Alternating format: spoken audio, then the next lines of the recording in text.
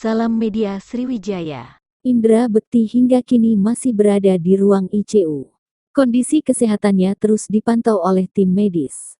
Menurut sang istri Aldila Jelita, ingatan suaminya menurun usai menjalani operasi pecah pembuluh darah. Bahkan Indra Bekti sempat lupa nama anak-anaknya. Kini ia menggalang dana untuk biaya pengobatan Indra Bekti.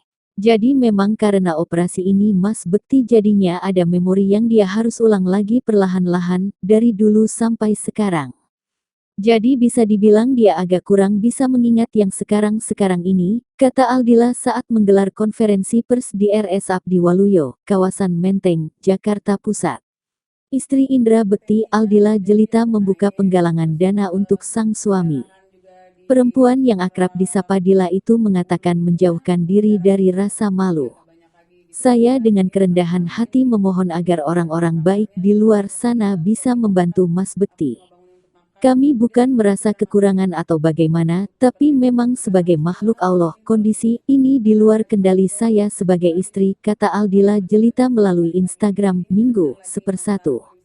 Dengan membuka penggalangan dana, Aldila Jelita mengaku harus menghilangkan rasa malu demi memperjuangkan kesembuhan sang suami. Ia berharap banyak orang baik yang bisa membantu biaya dukungannya gitu. Ini kita juga, aku mau sekalian memberitahu gitu kalau lagi agak, emang kita lagi berat karena kita lagi usahain banget saat ini. Kayaknya aku mau membuka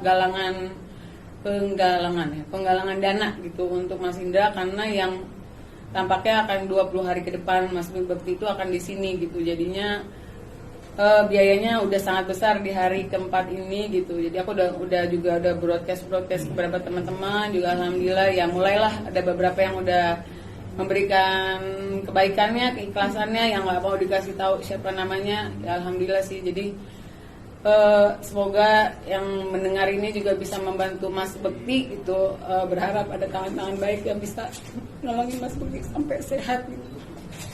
Amin.